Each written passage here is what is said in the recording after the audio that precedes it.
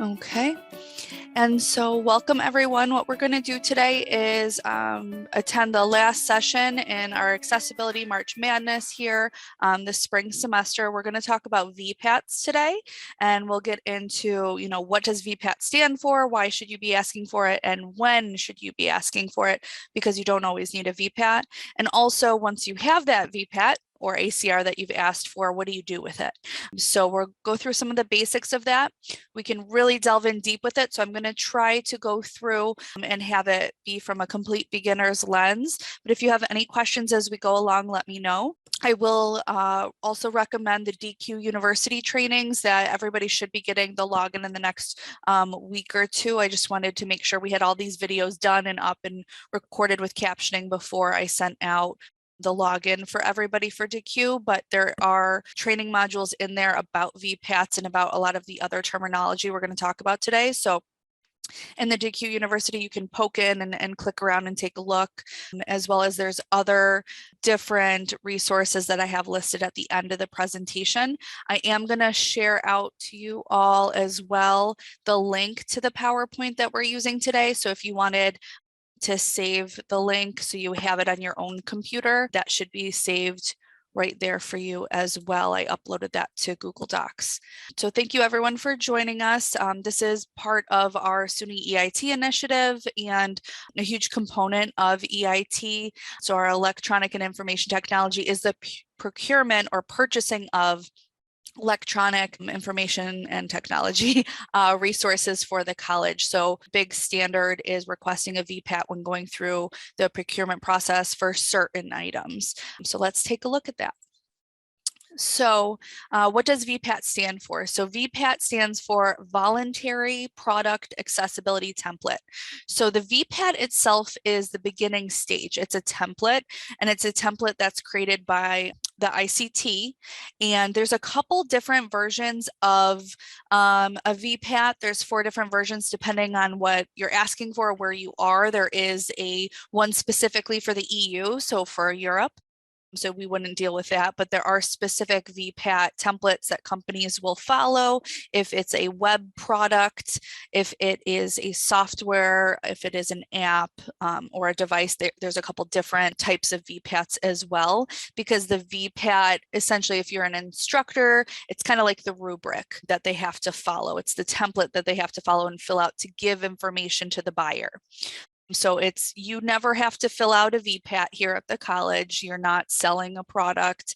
The VPAT is for you as the buyer to use to find out information about that software or hardware that you're purchasing on behalf of the college to make sure it's accessible. So in short, what is a VPAT or the ACR? It's an explanation of the accessibility of the product. So it goes through different standards in a rubric, letting you know whether or not it meets certain accessibility standards. And, the big thing is going to be for our customers, community members, and mainly students, but it can also be staff as well. If they need to use a specific type of software to have access to read or navigate within a product or software program, especially if someone cannot see, that's going to be the main component. If someone cannot visually or physically use a mouse to move around just standardly how products come out, we need to have workarounds. So whether that's going to be someone just uses a keyboard or someone cannot see the screen, how are they going to be able to navigate around that product? That's really one of the main things this testing is for, but there's a lot of other things we do testing for, but that gives you a little bit of a background as to why we might be doing testing. Caitlin, yeah, go ahead, John. Would there be a VPAT for, I guess, non-software product that the college would purchase, or do you know an example of one? So yes, I'll go through, there's a list of stuff that, commonly we might want to ask for products for, but there can be, depending on the type of like an app on a phone that we might use, or sometimes computers will use VPATs, pretty much anything that's electronic. We really don't need a VPAT on a chair, something like that. You don't need a VPAT for that. It's really, for the most part, going to be something that it's for a piece of software 99% of the time, but it's most electronic stuff. I think Jesse has a really good handle on it if he's doing the purchasing, but really if it's a group of people, and the thing with EIT we want to focus on is, outside of OIT, if someone is like a faculty member who's picking a software program to use in their class, they're the only ones evaluating that program, and they might not know to check for certain things. And I've had some students in accessibility services that can't navigate through their math homework or through their psychology test because it's not accessible and they cannot navigate through with the keyboard. So then, as a college, we're expending resources to, make that a more accessible environment for that student, but they're truly not getting the same experience as any other person. And that's not really in the spirit of the ADA, to give equal access. If there was another comparable product that, the faculty member could have picked instead. And the same thing I can adjust and fill in with maybe a software program that we're using in records or in the cashier's office, whatever that may be. We want to make sure when we go through the procurement process, we're picking the best product possible, and accessibility is one of those things, not just features and not just and dollar amount. Obviously those are very important, but we really need to look at accessibility, because sometimes on the off end, it's actually cheaper to go with the more expensive product that's more accessible, because the college won't be expending more expenses to kind of adjust, or having a whole staff member dedicated to making this item accessible or doing workarounds. So, go ahead. Barnes and Noble, we have a lot of digital course materials and so forth. Do their products that they offer, typically, do they have to go through a VPAT process? So right now they don't have to. And the thing is, Barnes and Noble offers what the instructor tells them to offer. So I know you and I had a conversation, John, about how, I'm going to reach out to the division chairs and talk to them and have specific trainings for faculty on picking those resources. I know Donna Simiel has, she has done some informational talks before about picking, resources for the classroom and making sure they're accessible. But we definitely, just like this is the first VPAT training we've probably done at the college period, and discussing what it is. Faculty members probably don't truly understand and know enough about it, and you don't know what you don't know. So that's something that we're going to work on, going through with faculty, especially the big ones that are used in majority of classes. Like my math labs, for example, is used in most of the math classes, or, a lot of Pearson products are used for things. So what is accessible and what is not? And something I'll talk about too, we're never going to have a perfect product. So what can we live with, and what are the workarounds, is part of it too. And just being prepared for the workaround. So a VPAT's never going to be perfect. And products, as we know, always update and change. So it's something that, we have to work on. Okay. So, a VPAT is the template. It's not the actual audit. The end product, and I'll show you, is actually an ACR, so the accessibility compliance report, but you use the VPAT to complete, or the template to complete, that audit. So they use them interchangeably though. So if you say VPAT or ACR, people essentially mean the same thing, but I just want you all to know that VPAT's technically just a template. Once it's filled out by a company or third party, then that's, really the use product that you will be looking for. And so what we're trying to do is maintain the best compliance with Section 508, which is like the ADA, but for technology, providing access, online or via software. And the big thing to note too is it's not just for web products, as I've mentioned, and it's not always accurate. So there are things when you go through and, you'll get your VPAT, and you'll get access to demo version of the product you're looking at. You want to test it out. Don't just take their word for it, because a lot of times the company's filling it out. You want to test to make sure what they're saying, it does. Okay, this would be an example of really what it looks like. So there's going to be the standards on the left-hand side, and really what you want to pay attention to on it is if it if it meets or doesn't meet the different indicators and what the explanations are. And I'll go through kind of red flags to look out for on this, because no one's going to be an expert on this. You know, I know a lot on it, but I'm not 100% an expert on VPATs. It is, and every single product is different. So if you have a product that really the student needs to just log on and view information, that's one thing. If there's going to be videos on it, then you would want to pay attention to what the accessibility features are for videos. But if there's no videos for that product, you really don't have to worry about things like closed captioning there, you know, things like that. So it really depends on the product, you know, how filled out certain sections might be of this template or not, depending on what you want that product to do. So like I said, you have your template, and then your ACR is your accessibility compliance report. That's the end product that you want to look for, but typically people call them VPATs because it is a filled out VPAT. So again, you can use them interchangeably, but I just wanted everyone to be aware that there's basically two terms, and really your end goal is that ACR. Okay. And so this is what it looks like. You have your template plus the testing for accessibility, and the end product is the buyer requesting that during the procurement process requesting that ACR. Well, now that you know to ask for it, so that's step one, because I think we aren't necessarily always asking for a VPAT. What do you do with that VPAT? So the big thing I want to put home first with everyone is to ask for it. If we can start getting everybody to ask for it, it's something we're used to and realize is a step of the process. And we realize that part of the process too is teaching people how to read them, but you might only ever go through the approval process to get a certain type of software once. So we don't expect everybody to be an expert. So there's help too, and we'll walk you through that process. So what type of products that you may be purchasing, as I've mentioned before, it can be web products. Think of banner web, think of banner production, think of, you know, we're switching over to our new LMS Brightspace, both Brightspace and Blackboard, Starfish. As I've mentioned, the software programs used in classes, our web page is one, any apps or any other things, you know, we use Call 'em all or Text 'em all, you know, to send out messages to students. Anything that's electronic is a VPAT.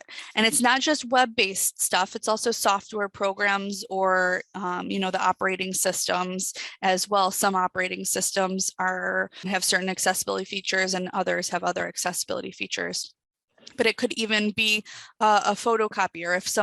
I have a printer here that actually talks to me, and I'll actually verbally say the direction. So if I could learn how to use that printer, you know, by just hearing what it's saying. But if I didn't have full sight or could read the labels, how would I learn or access or be able to utilize that, you know, the directions for it, or from my computer being able to print something out, you know?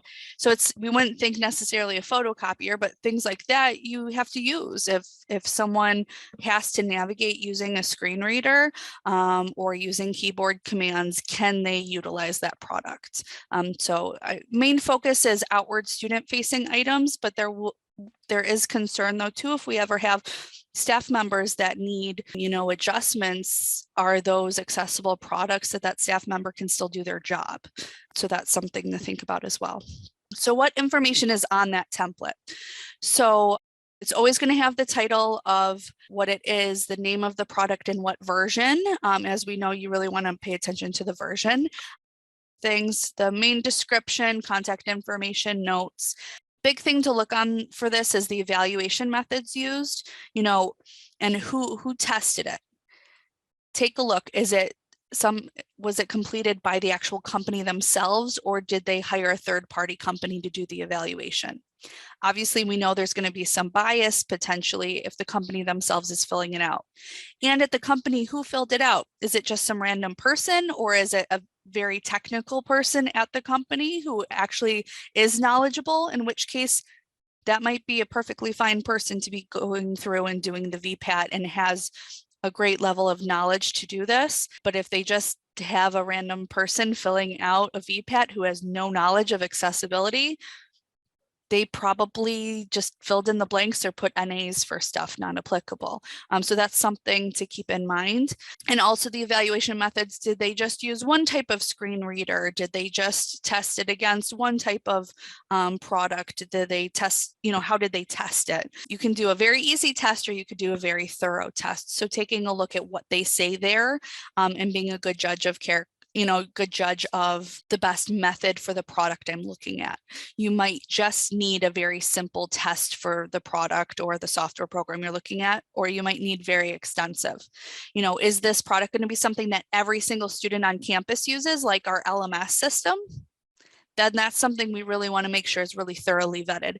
Is it something that might be used occasionally? Yes, we want to vet it still, but to what degree do we need every single feature, and do we need to be as worried about it? So there is some level of gray area there. Ideally, we want everything to be the best grades and be as accessible as possible, but that's not always possible. And then at the bottom, there's tables and standards for each guideline. So especially for web-based ones, you're going to be evaluated with WCAG, which is the Web Accessibility Guidelines. That's what our website has to comply with, but also the same guidelines are used for anything that's got a web component or really has software components. It's things I mentioned. There might be color contrast, closed captioning. Can you tab and navigate if you are using a screen reader? How's the navigation around to the different pages? Are there descriptions of pictures? So someone, if there's a really important picture or graphic that's on that page and that student needs to learn about that, is there an alternative format of that where there's a description so they don't necessarily have to visibly see the picture? There's a description about what the main information they need to know in that picture is there. So there's a whole host of lists of things you would want to just double check and see, are components of that product. So red flags for VPATs, really what to look out for. Those are going to be, cells without content. So is that template just empty in a lot of places and nothing's filled out, or you have NA or not applicable listed? So NA is okay. If you see not applicable a lot, that's going to raise a red flag. Or if you see non-applicable, we're buying, let's say, a video platform and it's all about videos and they have NA listed for closed captionings or anything related to videos. That's a red flag. The common sense stuff, if that software program should be showing these different things, it's a red flag if they either don't say that they're meeting those compliance or there's NA or nothing listed there. So it's kind of, I know it's weird that it's not just black and white, but you have to look at the product you're evaluating and then say what is reasonable and what really do I need to have this meet, and does the company meet it? You want to look at the different levels that it's meeting as well. Is it meeting an A level, AA level, AAA level? How old is this VPAT? Is this a product that gets updated every 3 months and their VPAT is, 2 years old? Then that's not an updated VPAT. As we know, a lot of software programs with their updates, their bugs, they may even change the whole way the system looks. That's an old VPAT. That's really for a different product, basically. So you really want to take a look at a couple of those things there. I have it all listed. I'm not going to go through and read everything because the PowerPoint is going to be a really good reference when you are sitting down and looking at a VPAT there. So if I have red flags, what do I do about it? The thing is, you ask questions, question the company. So ask them, this is 2 years old. Why hasn't it been updated? I know your product gets updates all the time. Why haven't you updated your VPAT? If it's filled out internally, why did you choose to fill it out internally and not have a third party do it?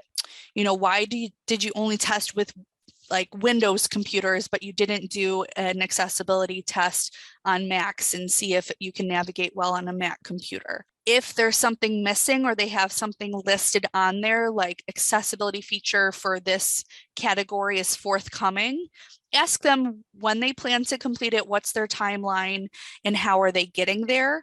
That may be okay. We may choose to go with a product that they say, we're not accessible now, but 3 months from now, like when the semester is going to begin or very close, we will have that accessibility feature in place. So you have to just, and then you want to set a reminder, if you've purchased that product, you need to check back in with that company in 3 months. If they said they're going to have that feature, make sure it's written into the contract that they need to have, and they promise to have that accessibility feature, because you don't want to sign a 3-5 year contract with a company and then the entire time we have them, they're not compliant and you're stuck with a product, so it's something that you could work with the business office or whoever, to write in, have that be part of the contract that they promise to have this done by this date. So there's different things you can do to kind of have teeth with that to make sure that you get that accessibility component that you want to have. Okay, what does a good VPAT look like? So there's explanations in almost all of the criteria. You're going to have words such as it supports or partially supports, does not support, not applicable. If you really have thorough descriptions like that, you can tell they thoroughly went through and were thoughtful about, do we meet each of these areas? Do we meet each of these criteria? It stands up to questioning. When you ask them questions back, they give you reasonable answers back that make sense. They have clear descriptions of their products. They talk specifically about what tools they use to test. You can tell by looking at it after you've looked at a couple ones.